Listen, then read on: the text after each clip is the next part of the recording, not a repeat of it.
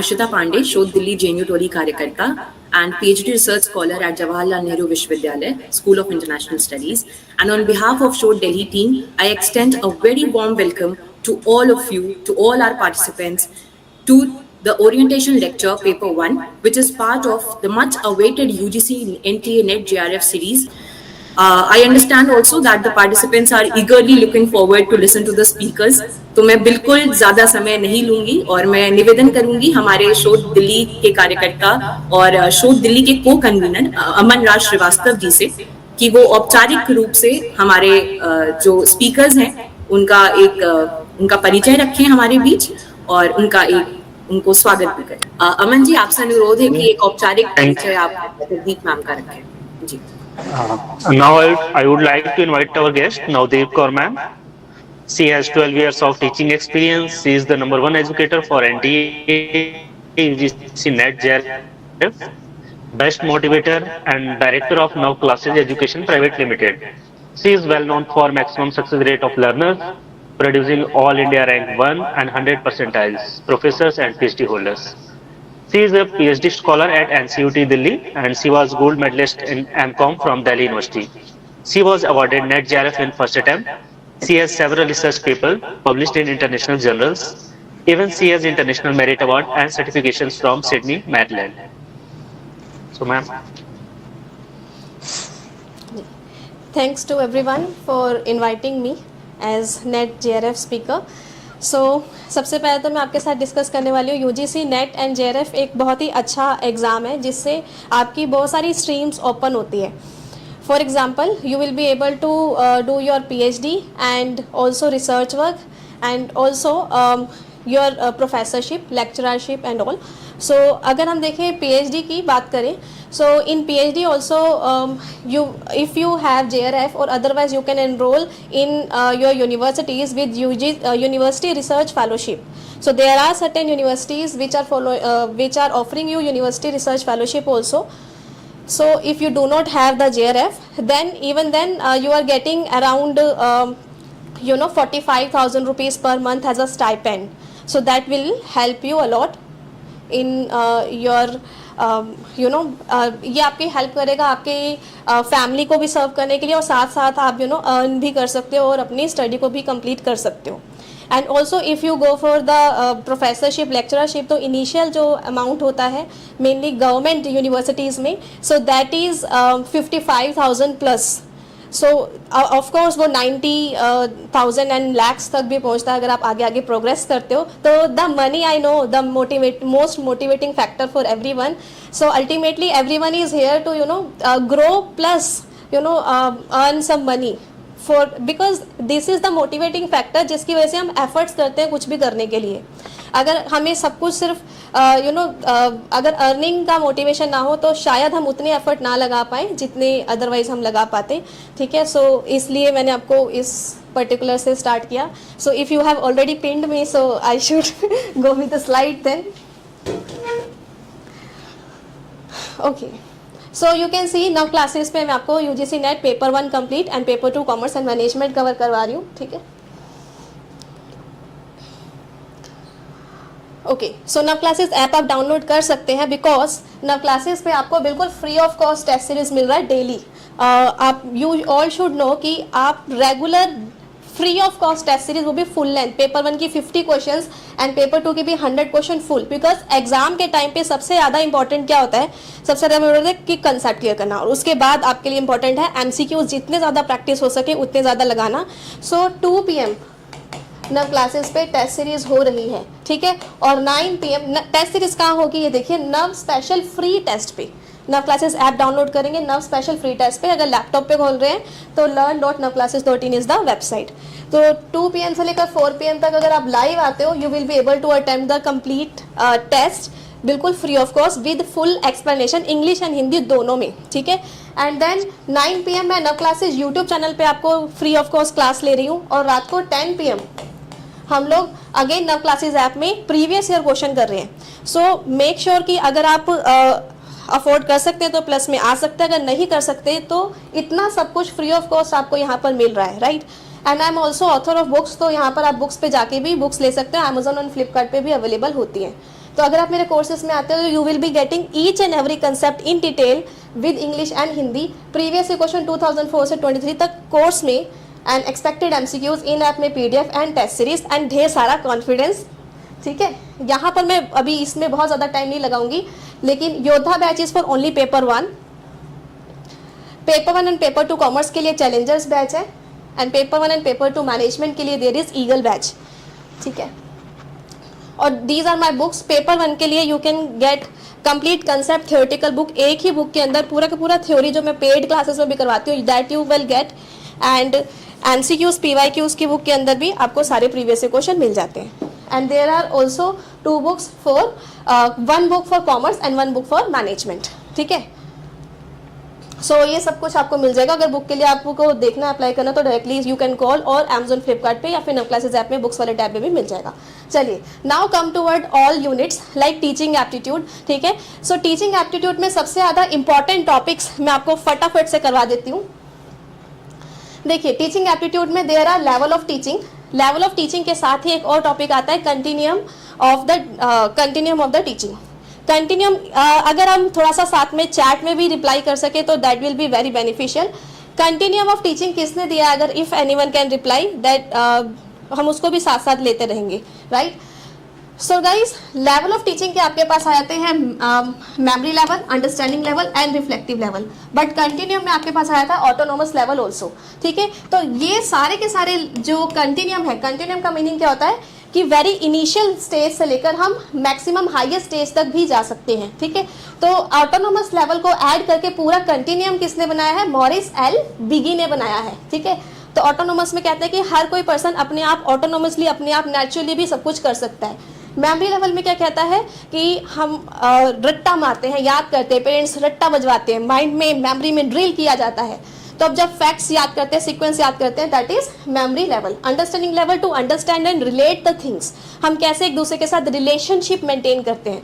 जब आप वो मेमोरी लेवल में जो रट्टा मारा था, A for apple B for ball, जब आप समझ लेते हैं कि एप्पल होता क्या है, बॉल क्या होता है, एप्पल की जगह एरोप्लेन भी बोल सकते थे, then this is understanding method. And then there is reflective method, जिसके थ्रू हम लोग आगे फर्दर कोई ना कोई रिजल्ट अगर कोई रिजल्ट निकालना है, प्रॉब्लम सॉल्व करनी है, problem raising and solving both come under the reflective.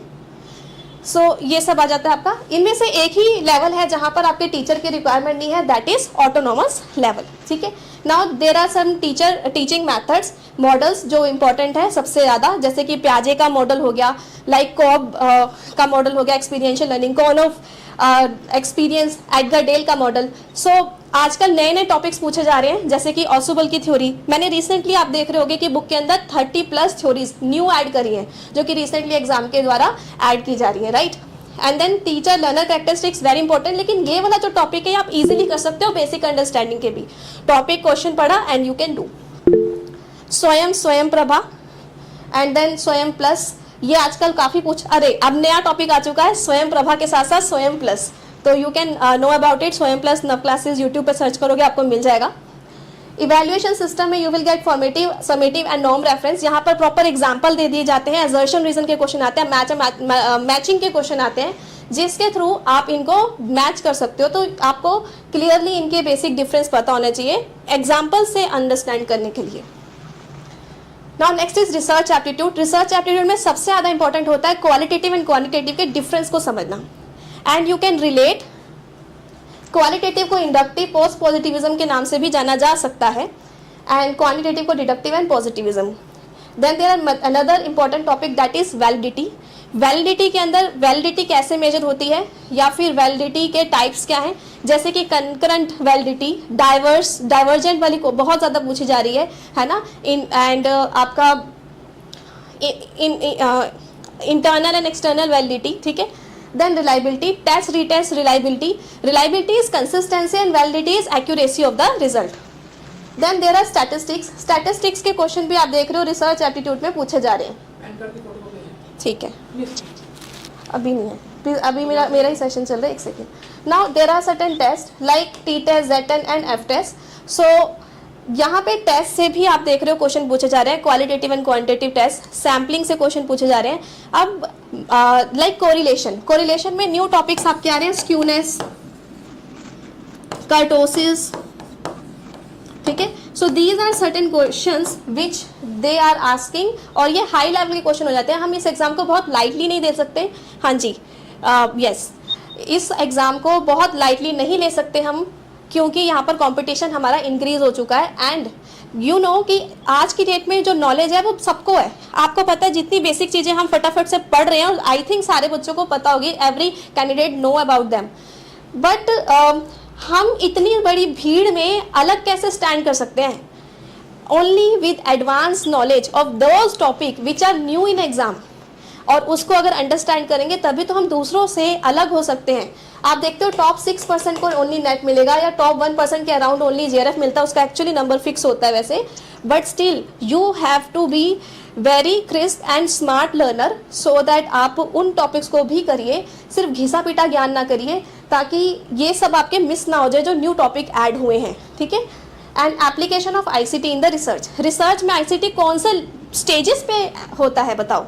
Question Eyre, data collection पे, डाटा एनालिसिस पे. ठीक है. तो ये जो स्टेजेस हैं, you must know, literature review के टाइम पे हम आईसीटी का ज़्यादा यूज़ करते हैं. The next is steps of the research. Steps of the research के अगेन इंपॉर्टेंट है आपके रिसर्च एप्टीट्यूड में. Now communication. कम्युनिकेशन में आजकल क्लासरूम कम्युनिकेशन के ऊपर क्वेश्चन आ रहा है कि गुड क्लासरूम कम्युनिकेशन कैसा होता है. Model of communication, for example linear model है ना, लीनियर मॉडल हो गया आपका, इंटरेक्शन मॉडल हो गया, ट्रांजैक्शन मॉडल हो गया. इसके अंदर भी बहुत सारे मॉडल्स हैं जो कि आपको आने चाहिए. If you have specific doubt you can also ask me, I will surely clear. कोई भी टॉपिक पे कुछ भी डाउट है ना, आप बेधड़क पूछिए. आज नवदीप कौर आपके साथ है. ठीक है. अदरवाइज फिर पेड में हो सकता है आप एंट्री मारो ना मारो, लेकिन you can clear your quick doubts also. Verbal and non verbal communication, जैसे कि वर्बल के अंदर आपके आ जाते हैं रिटन, ऑरल. ठीक है. तो ये सब जिसमें भी शब्द का यूज हो रहा है, वर्ड का यूज हो रहा है, ये होता है वर्बल. अब नॉन वर्बल में आपका क्या रहता है? जेस्चर्स, इशारे, काइनेसिक्स, ऑक्यूलेसिक्स, ये सब आ जाते हैं. देन पैरालैंग्वेज. पैरालैंग्वेज में क्या होता है कि हमारे आवाज़ की टोन, कि कैसे हम लोग किसी से बात कर रहे हैं. ठीक है. हाँ जी, okay. Then next, barrier to effective communication are also very very important. आजकल एक नई टर्म क्वेश्चन बार बार पूछ रहा है, that is assertive communication. So assertive communication का मतलब होता है कि जब हम किसी के साथ बात कर रहे हैं या हमें लगता है कि यार ये चीज़ सही नहीं है, you should stand upon it. आपको अपने बारे में भी सोचना चाहिए, लेकिन ऐसे जिससे किसी और को बुरा भी ना लगे. ठीक है. तो that is assertive communication. Assertive का मतलब होता है अपने बारे में बात करना. बट अपने बारे में बात करने के साथ साथ मेक श्योर कि हम लोग पहले जो अपनी कन्वर्सेशन है वो नॉर्मल स्मूथ लेवल पे रखें, फिर उसको आगे थोड़े हार्श लेवल पर लेकर जाएं अगर सामने वाला नहीं हमारी बात मान रहा लेकिन हम सही हैं तो. फॉर एग्जाम्पल, अगर आप कहीं जॉब कर रहे हो, आपके बॉस आपको कुछ गलत करने को कह रहे हैं या फिर आपको ड्रग्स वगैरह आगे फॉरवर्ड करने को कह रहे हैं, तो आप कह रहे हो ये तो मेरे एथिक्स के खिलाफ है, तो आप पहले नॉर्मली अपनी आवाज़ रेज कीजिए. Then you should speak, otherwise वो चीज़ बहुत बुरी से बुरी होती चली जाएगी. हम लोग डरते रहते हैं समाज की वजह से. मैं एक जनरल बात बता रही हूँ, लेकिन प्लीज़ कभी भी अब किसी से भी डरिए मत. ये मेरा पर्सनल एक्सपीरियंस है. You should speak out. ये पर्सनल लाइफ में भी और आपकी प्रोफेशनल लाइफ में भी. कभी भी आपको अपने आप को रोकना नहीं है. Be assertive. अपने बारे में सोचना, अपने बारे में कहना कभी भी बुरा नहीं होता. राइट. तो this is about assertive communication. Then communication में आपको कॉग्निटिव कम्युनिकेशन यानी कि नॉलेज, आपके नॉलेज से रिलेटेड क्वेश्चन आ जाते हैं. इमोशनल कम्युनिकेशन, अब कुछ ना एग्जांपल्स दे देगा और उससे पूछेगा कि आप बताओ इनमें से कौन सा टीचर को या स्टूडेंट को क्लासरूम में इमोशनल कम्युनिकेशन होना चाहिए. अब मैंने आपसे पूछा कि बताइए कि जो इमोशनल कम्युनिकेशन है इसके हिसाब से क्या हमें स्ट्रॉन्ग इमोशंस को एक्सप्रेस करना चाहिए? You can tell me yes और नो. या फिर हमें सोच समझ के अपने डिसीजन लेने चाहिए. देखो बहुत सारी चीज़ें होती हैं, जैसे आपने देखा कि बहुत लोग इंटेलिजेंट होते हैं. एवरीवन इज इंटेलिजेंट, बट जब सिचुएशन आती है just because of emotional issues वो पर्सन सर्वाइव नहीं कर पाता है. ठीक है. उसका कोई ना कोई नेगेटिव इफेक्ट आता है. जैसे हम देखते हैं कि सीसीडी के जो ऑनर हैं वो इतने एडुकेटिव, इतना बेस्ट उन्होंने आउटलेट बनाया जो कि पूरे वर्ल्ड में बरिस्ता को टक्कर दे रहा है. But even then what happened with him? That he suicide. तो there must be balance in your life, कभी भी अपना आपा खोने की जरूरत नहीं है। ऐसे ही आपके जो यूजीसी है उन्होंने एक नई स्कीम भी निकाली है, Manodarpan, just because emotional intelligence is very very important for you. ठीक है, तो खाली स्ट्रॉन्ग इमोशन दिखाना is not good at all. वो ऑप्शन में से आपको चूज तो करना है इमोशन इमोशन इमोशन, बट वो भी देखो कि स्ट्रॉन्ग इमोशन का मतलब मुझे गुस्सा आ रहा तो चलो तोड़ दिया सब कुछ, मुझे खुशी हो रही है तो बस हंसने लग गए, चाहे माहौल हंसने वाला ना हो। तो मेक श्योर कि एज पर द सिचुएशन हम अपने आप को कैसे संभालें, राइट।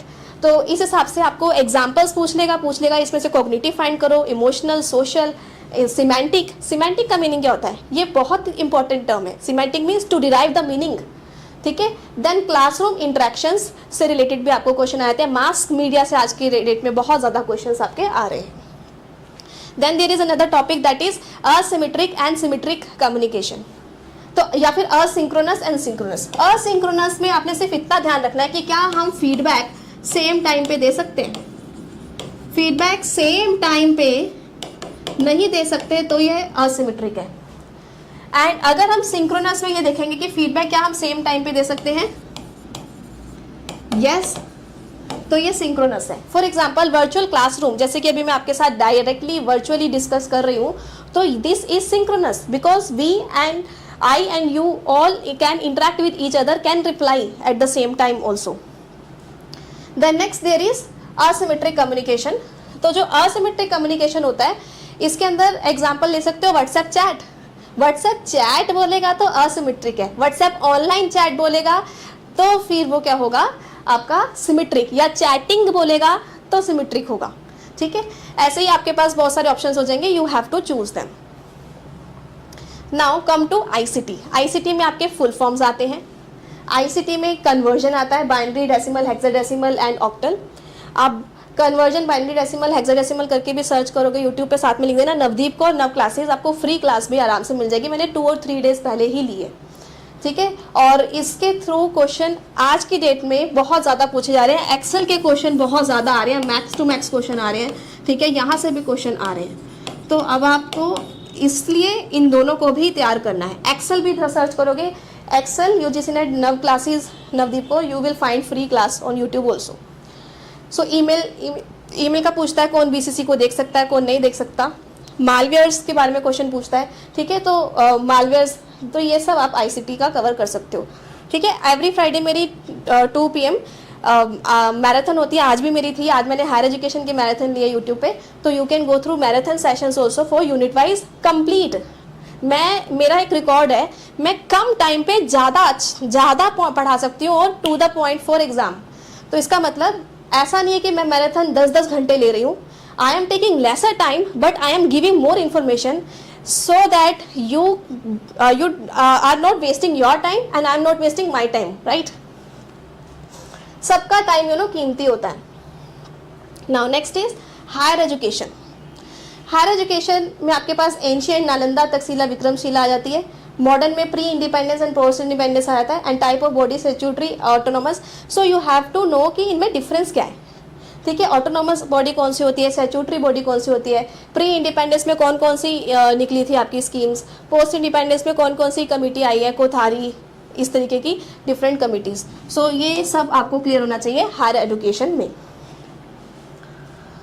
पीपल डेवलपमेंट एनवायरनमेंट में there are protocol, conventions, Kyoto protocol. अच्छा, एक चीज़ और सबसे अच्छी आपको मेरी बुक में जो मिलती है वो मिलती है ट्रिक्स हर चीज़ की, क्योंकि मेरा मकसद सिर्फ ये नहीं है कि आपको सिर्फ थ्योरी ट्रिक्स मिलती है, चार्ट्स मिलते हैं। तो आप देख सकते हो कि ये सब जो इतना डिफिकल्ट है बच्चे भूल जाते हैं, मैंने पूरे चार्ट दे रखे हैं। लाइक क्योटो प्रोटोकॉल, वो क्या उसका ईयर है और वो किस से रिलेटेड है, ये कौन सी ऑर्गेनाइजेशन के अंदर आ रहा है। तो इस तरीके से आप एक ही बारी में 30+ कन्वेंशंस एंड जितने भी ये हुए हैं पेरिस अग्रीमेंट्स एंड ऑल, इनका आराम से गो थ्रू करके फटाफट इजीली समझ सकते हैं, ठीक है। Then next is pollution, air pollution, water pollution, noise pollution और रिन्यूएबल नॉन रिन्यूएबल रिसोर्सेज के बारे में डिफरेंसेस। तो these are important topics from people development environment. और कुछ करंट अफेयर्स के भी क्वेश्चन आते हैं, बट करंट अफेयर्स से ज़्यादा मत डरें बिकॉज उसमें 1 और 2 क्वेश्चन आपसे पूछता है करंट अफेयर से। आता है तो ठीक है, नहीं तो भाई फिर भी कुछ तो लगाए आएंगे, नेगेटिव मार्किंग तो है नहीं। बिल्कुल भी क्वेश्चन छोड़ना मत, कुछ ना कुछ लगा के आना। दूसरा पॉइंट यहाँ पर इंपॉर्टेंट रखना है अपने माइंड में कि ये OMR शीट बेस्ड पेपर होने वाला है। OMR शीट में एक बार जो सर्कल कर दिया वो चेंज नहीं कर सकते। अगर आपने चेंज करके ऐसे दोबारा दूसरा भी कर दिया ना तो वो पूरा ही कैंसिल हो जाएगा। तो इसलिए सोच समझ के आंसर लगाइएगा। और जो आंसर्स आपको नहीं आते या जिसमें डाउट है वो आपको रफ शीट मिलेगी ना, तो रफ शीट के अंदर आप मार्क करते रहना कि क्वेश्चन नंबर मान लीजिए 32 है और ये बाद में देखना है। क्योंकि ये इसलिए मार्क क्यों करने को कह रही हूँ, एंड टाइम पे ना पन्ने भी नहीं पलटे जाते। जब 5 मिनट बचे होते हैं, 8 मिनट बचे होते हैं, फटाफट पता है यार 32 क्वेश्चन देखना, आके रिवाइज कर लिया, हाँ मुझे इनमें से ये लग रहा है, अब जाके मार्किंग कर दूँ। और दूसरा पॉइंट ये है कि आप OMR शीट में बिल्कुल लास्ट में ही मार्किंग मत कीजिएगा। ये ना हो कि 10 मिनट में हम सिर्फ गोले गोले भर देंगे, तो उसमें आगे पीछे भी हो सकता है। दूसरी बात ये भी हो सकता है आपने पेपर तो पूरा सॉल्व कर लिया है लेकिन 150 क्वेश्चन में से 50 क्वेश्चन टिक ही नहीं हुए। ठीक है, थोड़ा सा लीवरेज लेकर चलिए। मान लीजिए आपने एक पेज पर जितने क्वेश्चन है उतने करके उतने की टिक कर दिए, जिसमें डाउट है उसको साइड में लिख दिया कि भाई we will refer later. This trick is very important for your attempting exam attemption. So ज़्यादा टाइम ना लेते हुए मैं डायरेक्टली आपके साथ आती हूँ कुछ मोटिवेशनल लाइन के साथ। If we have doubt then we will discuss upon doubts also. You don't need to be scared of UGC net exam. आप इस कदर तैयारी कीजिए कि एग्ज़ाम आपसे स्कैर हो जाए, अब यार ये पेपर देने आया है, यू नो। सो आपका ऐसा जज्बा होना चाहिए कि बहुत मस्त तरीके से आप एग्ज़ाम दीजिए। Don't say you don't have enough time. अब मत सोचो कि सिर्फ 17 दिन है। मेरी बात सुनो, मैं हमेशा बोलती हूँ कि एक ग्लास है उसमें से इतना सा भरा है, तो मतलब इतना ही टाइम बचा है, इतना खाली है, तो खाली है तो है ना, लेकिन इतना भरा भी तो है। आपको भी पता है कि लास्ट टाइम पे भी हम लोग एटलीस्ट कंसेप्ट करें, PYQs करें, फटाफट टेस्ट सीरीज लगाएं, अभी भी पॉसिबल है। दिन रात लग जाओ, पागलों की तरह लग जाओ। ये मेरा आखिरी अटेम्प्ट है और मैंने कवर करना है। मैंने जब UGC नेट JRF अपने टाइम पे दिया था ना, at that time I was pursuing my post graduation from Delhi university, और मेरा जो पोस्ट ग्रेजुएशन का एग्ज़ाम था उसके ऐसे इतना ही टाइम था, 10 to 15 डेज। उसके बाद मेरा UGC नेट JRF का एग्ज़ाम था। बट मैं वो जो 15 दिन पढ़ी ना, मैं पूरा दिन रात, और एक्चुअली मेरी तो थोड़ी सी हैबिट एग्ज़ाम टाइम पे ऐसी भी थी कि मैं 4-4 घंटे ही सोती थी सिर्फ, तो मैं बाकी दिन रात पढ़ी हूँ। जब मुझे थकावट होती थी तो मैं फिर अपना फेस वॉश कर लेती थी, बाल धो लेती थी, ठीक है, तो थोड़ा ठंडा ठंडा सा लगता है, दोबारा से नींद नहीं आती और दोबारा पढ़ने लग जाते हैं। तो इस तरीके के मैंने स्ट्रैटेजीज अपने लेवल पे अपनाई है और मैंने फर्स्ट टाइम पे ही अपना नेट JRF निकाला। ठीक है, तो ये मत सोचना कि मेरे पास टाइम नहीं है। तुम्हारे पास नवदीप कौर का भी एग्जाम्पल है, ठीक है। मेरे टाइम पे तो कोई यूट्यूब चैनल या कोई बुक या ऐसे कोई चीज़ें होती भी नहीं थी, ठीक है। 1 मिनट, यहाँ करना ये अंकल के है, यहाँ करना है। जब तक मैम हमारे साथ फिर से जुड़ती हैं, मैं सभी पार्टिसिपेंट से अनुरोध करना चाहूंगी कि आपके अगर कुछ प्रश्न हैं हाँ, तो तब आप तक लिख या दीजिए। उसको टाइप करके चैट बॉक्स में लिख दें। आप हैंड रेज न करें क्योंकि वो थोड़ा डिस्टर्ब करता है जब स्पीकर बोल रहे होते हैं। तो अपने क्वेश्चंस को चैट बॉक्स में लिखें और पेपर 1 के स्पेसिफिक आप क्वेश्चंस यहाँ पे पूछ सकते हैं। ओके, सो आपको पता है कि हमारे पास उतना ही टाइम है जितना इन सबको, मदर टेरेसा को, इन सबको अपनी लाइफ में मिला है ना। जितना मुझे मिला था मेरे टाइम पे, जितना आपको मिला है अब आपके टाइम पे। सो बिल्कुल भी निराश नहीं होना, लिमिटेड टाइम है। Even then you can clear your exam with your positive vibes. So make sure paper में जब जा रहे हैं तो बस झंडे गाड़ने जा रहे हैं, ठीक है। नॉर्मली ऐसे बैठ के उआ करके नहीं आ रहे। अगर पेपर दे रहे हैं तो बेस्ट पूरे होशो आवाज़ में देना है। क्वेश्चन पूरा ढंग से रीड करना है कि जिसके अंदर आपने नॉट, इनकरेक्ट, करेक्ट इस तरीके का वर्डिंग्स लिखा है उसको भी ध्यान देना है please. Now I can take up your doubts also if you have post your doubts. Yes, हम लोग अभी 2 मिनट में क्वेश्चन आंसर शुरू करते हैं। हमारे साथ हमारे कुछ कार्यकर्ता हैं। हमारे साथ आदित्य जी हैं और जो कि शोध दिल्ली के कार्यकर्ता है और PhD स्टूडेंट है, हिंदी डिपार्टमेंट में PhD कर रहे हैं। और हमारे साथ तेजस्वी जी हैं, वो भी PhD स्कॉलर हैं संस्कृत डिपार्टमेंट में, तो दिल्ली विश्वविद्यालय में। तो मैं अनुरोध करूंगी आदित्य जी से और तेजस्वी जी से कि वो दोनों लोग एक बार क्वेश्चन आंसर राउंड शुरू करें। और क्वेश्चन आंसर राउंड शुरू होने से पहले मैं बहुत बहुत धन्यवाद करना चाहूंगी हमारे जितने स्पीकर्स आज के पैनल के हैं। बहुत ही प्रेस्टिजियस स्पीकर्स हैं, बहुत ही मतलब ऐसे स्पीकर्स हैं जिनसे हम हमेशा दिन रात हम लोग सभी इंस्पायर हुए हैं। I think we have all been at such stage and और हमारे जो परीक्षार्थी हैं वो भी जरूर इनसे जरूर फायदा उठाएंगे। नमस्ते सभी को। और अन्य माध्यमों से हमारे पास जो सवाल आए हैं उसमें एक प्रश्न यह है कि परीक्षा के समय में जो 3 घंटे का समय है उसमें एक मुख्य प्रश्न पत्र है और फर्स्ट पेपर है, तो कितना समय देना चाहिए फर्स्ट पेपर को जिससे ठीक ढंग से हम प्रथम प्रश्न पत्र को ठीक से सॉल्व कर पाएं। और दूसरा प्रश्न है कि ये रिवीजन से संबंधित है कि फर्स्ट पेपर में रिवीजन कैसे करें और कम समय है हमारे पास, 18 से 20 दिन का समय बचा है, तो हम कैसे इस रिवीजन के टाइम को इस कम समय में कैसे रिवीजन करें और वो सारे तथ्य जो है इस याद रहें इसके लिए कैसे काम करें। ये प्रश्न आए हुए हैं अभी और लगातार और भी प्रश्न आ रहे हैं। हम कुछ और प्रश्न लेंगे, पहले ये 2 प्रश्न। सो ओके,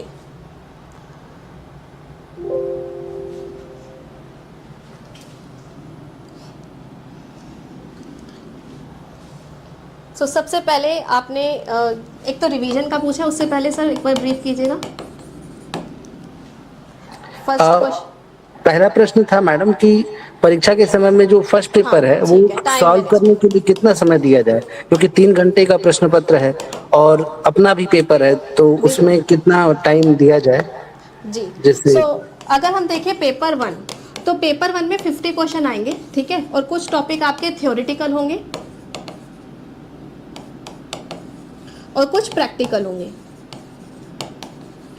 तो मेरा मानना जो पर्सनली है वो ये है कि जो थ्योरेटिकल टॉपिक्स हैं तो इसको आपको 30 सेकेंड्स के आसपास या 40 सेकेंड्स के आसपास कवर कर लेना चाहिए, क्योंकि ये क्वेश्चन रीड करके उसको अपनाया जा सकता है, सॉल्व किया जा सकता है।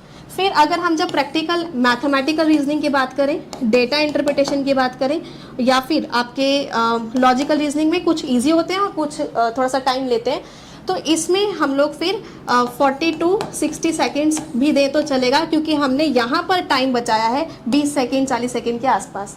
और कोशिश कीजिए कि अगर आपका DI देखते ही समझ में आता है कि वो कैलकुलेटिव है या फिर आसान है, तो अगर वो कैलकुलेटिव है तो उसको हम लोग लास्ट के लिए रख सकते हैं, लेकिन इसके लिए आपको टेस्ट सीरीज प्रैक्टिस करना जरूरी है। अगर आप टेस्ट सीरीज प्रैक्टिस करोगे ना, उसमें टाइमर चलता है, उससे मुझे पता चलता है कि मैंने अगर DI लास्ट के लिए छोड़ा तो क्या मैं बाकी का पेपर का टाइम मैनेज कर पा रहा हूँ।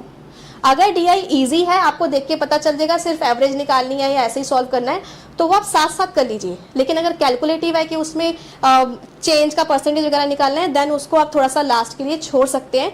तो फिर आपको थोड़ा ज़्यादा टाइम छोड़ना चाहिए, क्योंकि लास्ट में हमारे पास फिर बचते हैं DI करने को प्लस ऐसे क्वेश्चन जिनमें हमें डाउट है। तो आप ऑन एन एवरेज 20 मिनट्स या 25 मिनट्स का अगर एंड में छोड़ें तो आप ये और वो डाउटफुल क्वेश्चन ये सब भी कुछ ना कुछ सही करके अटेम्प्ट कर सकते हैं। एंड ऐसे ही पेपर, और बच्चे ये भी करते हैं पेपर 1 पहले करें कि पेपर 2, तो मेरा मानना तो यही है कि आप पेपर 1 करें और फिर पेपर 2 के लिए 100 क्वेश्चन बचते हैं। पहले 100 क्वेश्चन शुरू होंगे ना तो फिर थोड़ा सा मोनोटोनस हो जाता है और लास्ट में हो सकता है हड़बड़ी में हमारे पास पेपर 1 के लिए माइंड ही नहीं चल रहा। पहले फ्रेश माइंड होता है तो वो अटेम्प्ट कर सकते हैं, अपना पेपर अपने हिसाब से फिर फटाफट किया जा सकता है बाद में, क्योंकि उसमें आपके इस पेपर के अकॉर्डिंग क्वेश्चंस आते हैं जो कहीं ना कहीं आपने PG में भी पढ़े हैं। Next is revision. रिवीजन के लिए आपको फटाफट फास्ट रिवीजन करने के लिए आपको मैं यही कह देती हूँ कि चलो 9 क्लासेस पे 10 यूनिट की 10 मैराथन है, आप बस यही कर लो। मैराथन का मतलब जस्ट 1 या 2 घंटे में 1 यूनिट कंप्लीट, इतना ही कर लो एटलीस्ट। और उसके बाद आपको ना PYQs करने हैं। PYQs 2021 से लेकर 2023 तक उल्टा चलो, दिसंबर 2023 से पीछे चलो, क्योंकि रिसेंट क्वेश्चंस के आने के चांस थोड़े ज़्यादा होते हैं। एंड आप लोग हफ्ते में 1 या 2 बार कम से कम टेस्ट सीरीज जरूर लगाओ। टेस्ट सीरीज से आपका टाइम मैनेज करना आता है, नहीं तो आता तो सब कुछ है पेपर में, लेकिन पेपर छूट गया, ये बहुत बुरा दुख लगता है एंड में। तो this was about this things. Thank you sir. एक और प्रश्न आया हुआ है कि 2018 के बाद से लगातार जो प्रश्न पत्र बदल रहे हैं और नए नए जो सवाल, जो जिस तरह पहले स्टैटिक पोर्शन से सवाल आते थे, अब उसमें बहुत ज़्यादा नए नए तथ्य जुड़ते गए हैं, तो उसकी तैयारी कैसे की जाए और वैसे प्रश्न पत्र जो है उनको कैसे सॉल्व किया जाए, इसके बारे में मैडम। एग्जैक्टली वैसे जो नवदीप है तो we are known to each other for a long time ji sir. तो she can I think answer this question कि बेसिक जो अप्रोच है उसमें हमारी क्या होनी चाहिए। ये जो क्वेश्चन है थोड़ा क्वालिटेटिव टाइप है अब कहते डिडक्टिव एक आंसर नहीं हो सकता उसका इन एनी केस, कोई बात नहीं। तो देखिए जो आप देख रहे हो डे टू डे, मैंने कहा था कि जैसे आपके एग्जाम आगे आगे आ रहे हैं तो सबको पता है कि आज की डेट में इंफॉर्मेशन इतनी अवेलेबल है कि इतने सारे यूट्यूब चैनल्स हैं, इतनी सारी बुक्स हैं, इतनी सारी चीज़ें हैं, है ना। तो इसका मतलब ज़्यादातर स्टूडेंट्स को नॉलेज होती जा रही है। हमारे टाइम पे कोई हेल्प ही नहीं थी, अब के टाइम पे बच्चों के पास ज़्यादा हेल्प है। तो ये एनटी को भी पता है, if they are more help then उनके लिए भी ये चैलेंज हो जाता है कि क्वेश्चन और अच्छा हाई लेवल कर दिया जाए। नहीं तो घिसा पिटा तो भाई कोई भी 2 मिनट में करके आ जाए। आज के बच्चों को तो ना पुराने वाले क्वेश्चन वो 60 मिनट की जगह पे 25 मिनट करके पूरा डन कर देते हैं। इसलिए ये उनके लिए भी चैलेंज हो गया है कि they have to raise the level also. तो उसके लेवल के साथ आपको ना अपनी रीडिंग स्किल बढ़ानी चाहिए कि क्वेश्चन जब अपन रीड कर रहे हैं हो सकता है उसका आंसर उसी के अंदर छुपा हो। आप क्वेश्चन में कोई भी चीज़ स्किप कर जाते हो ना बीच में से, तो आप आंसर नहीं कर पाते। तो पहली बात तो हमें एक तो सारा टॉपिक्स कवर कर लेने चाहिए, ठीक है। अगर हम सारे टॉपिक कवर नहीं कर सकते तो एटलीस्ट, अभी भी मैं बार बार बोल रही हूँ, आप मेरे यूट्यूब पे फ्री मैराथन ही देख लो। उसके अंदर जो नई नई चीज़ें आती ना बीच बीच में मैं बता देती हूँ पेपर के हिसाब से, ठीक है। सो अगर फिर भी आपके पास ऐसा कोई क्वेश्चन बाउंस कर जाए जो कि आपको कभी भी नहीं आता है, तो उससे रिलेटेड थोड़ा सा सोचो कि इससे रिलेटेड मैंने क्या ऑलरेडी पहले कभी पढ़ा हुआ है, और उसके बेसिस पे आप ऑप्शंस में से आंसर चूज कीजिए। बिकॉज पहले वाली नॉलेज तो यहाँ पर है नहीं, तो जो सामने है हो सकता है इसी में से आपका आंसर मैच कर जाए और आ जाए। आप इंग्लिश वाले हो हिंदी रीड कर लीजिए, हिंदी वाले इंग्लिश रीड कर लीजिए, सो दैट आप उसमें से कुछ ना कुछ तो बना ही पाएँ, ठीक है। तो मेरा यही कहना है कि अपने आप को साथ साथ डेवलप करना जरूरी है और अपनी रीडिंग स्किल्स बढ़ानी जरूरी है, क्योंकि सही तरीके से क्वेश्चन रीड करके जो नहीं आता उसका भी आंसर किया जा सकता है। And there is no negative marking. तो मेक श्योर कि सारे के सारे आंसर्स आप करके ही आएँ, ठीक है। तो जी, प्लस प्रीवियस से क्वेश्चन जरूर करो। अगर प्रीवियस से क्वेश्चन के अंदर पहले 4 ऑप्शंस हैं, अगर उससे आपको एक आइडिया मिल जाता है। तो उससे यहाँ से भी क्वेश्चन पूछे जा सकते हैं। तो एक्चुअली वो क्वेश्चन कहीं ना कहीं हमारे सिलेबस में से आए हैं, बट हम वो स्किप कर जा रहे हैं। तो PYQs करते हुए आपको इनको अच्छा बेनिफिट मिलेगा। जी, बहुत बहुत धन्यवाद हमारे स्पीकर्स को। बहुत ही आराम से और स्टूडेंट्स के पर्सपेक्टिव से आपने क्वेश्चंस को समझा है और उनके हिसाब से आंसर दिया है। तो I am very sure that the participants will benefit a lot. मैं एक और प्रश्न देख पा रही हूँ अनामिका सिंह का। तो इन्होंने पूछा है कि ये PG एडमिशन में है और एडमिशन प्रोसेस के दौरान क्या ये एग्जाम मतलब आई थिंक अप्लाई कर सकते हैं। तो आप बिल्कुल अप्लाई कर सकती हैं। आप अगर PG परस्यू करें, फर्स्ट ईयर में है, सेकेंड ईयर में है, आप बिल्कुल अप्लाई कर सकते हैं। द ओनली थिंग इज कि आपका प्रोविजनली उसको हम NTA कंसिडर करता है। जब आपके 55% उत्तीर्ण हो जाते हैं, आप अपना PG कंप्लीट कर लेते हैं, तब आप JRF के लिए मतलब जो आपका सर्टिफिकेट है वो वैलिड है। But the condition is only that you have to have 55%। बहुत बहुत धन्यवाद सर, मैम और नागालिंगम सर जी का भी बहुत बहुत धन्यवाद। आज का सेशन बहुत ही हेल्पफुल रहा। हमारे बीच विशेष परिचय और उपस्थिति है, श्री शशांक तिवारी सर हमारे साथ जुड़ चुके हैं और उनसे अनुरोध है कि वो परीक्षार्थियों का उत्साह बढ़ाएं और एक बार उनको शुभकामनाएं दें और हम सभी का मार्गदर्शन करें। सर। नवदीप कौर मैम और प्रोफेसर एन नागलिंगम सर, आप तीनों ही लोगों के ज्ञान और आशीर्वाद, इन दोनों ही चीजों से जो नेट और JRF के लिए तैयारी कर रहे हैं जो छात्र हैं उनको बहुत आज लाभ मिला है। नवदीप कौर मैम जो कि डायरेक्टर है अपने इंस्टीट्यूट की, मैं पूरा समय सुन नहीं पाया क्योंकि मैं दिल्ली यूनिवर्सिटी के एग्जाम्स जो कंडक्ट हो रहे हैं उसमें मैं अपनी भूमिका निभा रहा था। लेकिन जितना मैंने देखा तो मैम आपके पढ़ाने की स्टाइल जो है वो स्टूडेंट्स के लिए बहुत ही लर्निंग फ्रेंडली है और निश्चित रूप से आपने जिस तरीके से एग्जाम्पल्स के माध्यम से स्टूडेंट्स को तैयार करने के लिए जो आइडियाज दिए हैं और एक चीट कोड जैसा आपने शेयर किया कि दोनों भाषाओं में प्रश्न पत्र आता है, हिंदी में भी और अंग्रेजी में भी। और चूंकि हमारी परवरिश जो है वो कहीं ना कहीं हिंदी के माहौल में होती है, लेकिन हमारी पढ़ाई का मोटे तौर पर माध्यम जो है वो अंग्रेजी होता है। तो कभी कभी सवाल को ठीक तरीके से समझने के लिए अगर उसको दोनों ही भाषाओं में पढ़ लिया जाए तो हमको अपने आप उसका उत्तर मिल जाता है।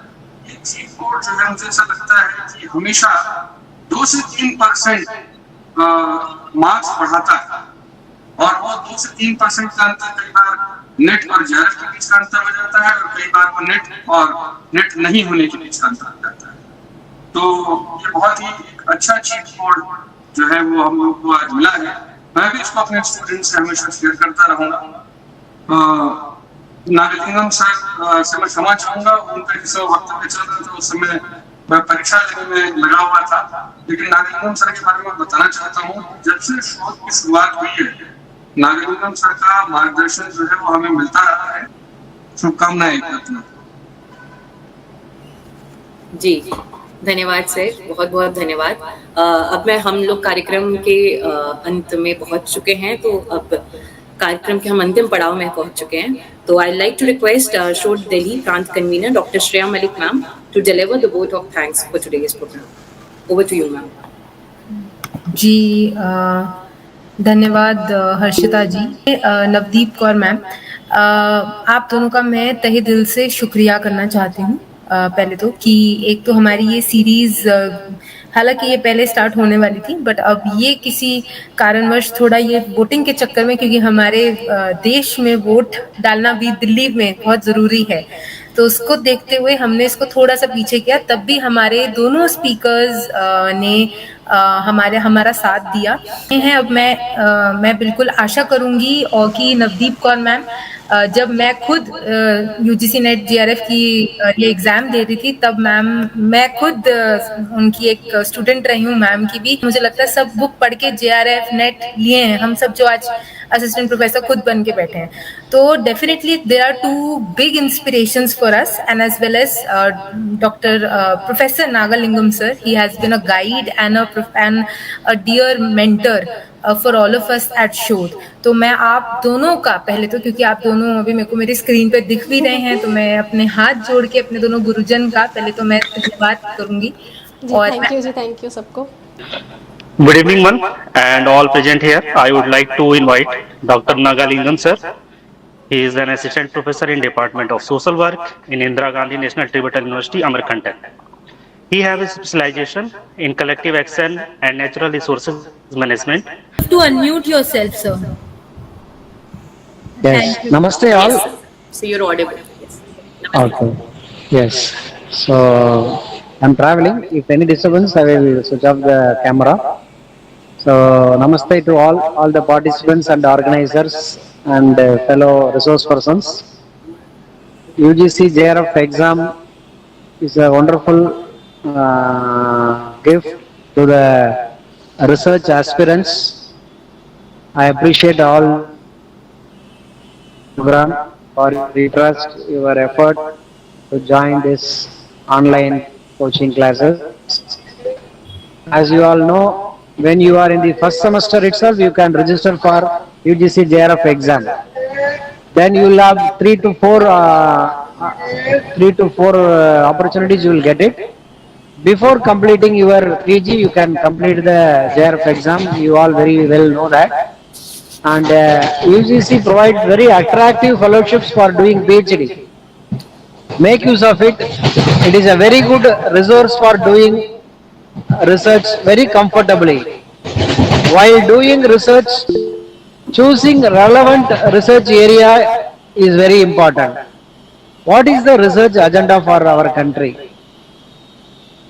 We need to find a solution for our problems of common people.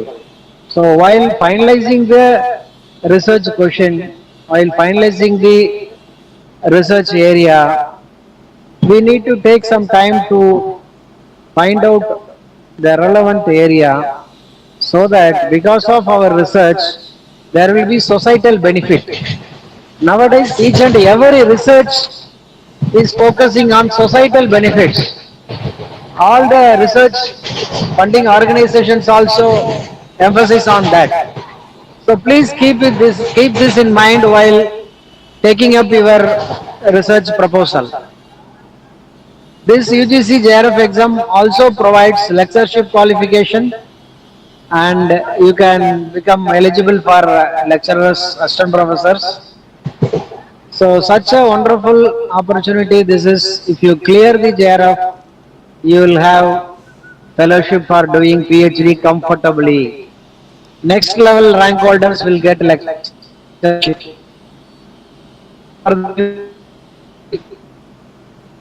There is a third category for getting admission PhD. This is very important. So such a very important examination के लिए Delhi शोध team शोध IIM is organizing. जी बहुत बहुत धन्यवाद ma'am, आप सभी के सहयोग से, हमारे पार्टिसिपेंट्स के सहयोग से ही ये सफल कार्यक्रम हम करा पाते हैं और वो उत्साह भी हमारा तभी बना रहता है। तो बहुत बहुत धन्यवाद। आज के कार्यक्रम को औपचारिक रूप से मैं समापन हेतु आगे बढ़ाती हूँ और इसके लिए मैं निवेदन करूंगी कि अभिषेक जी से कि वो कल्याण मंत्र प्ले करें।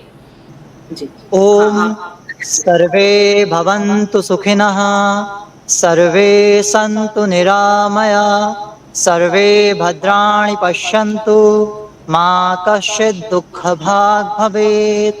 ओम शांति शांति शांति। धन्यवाद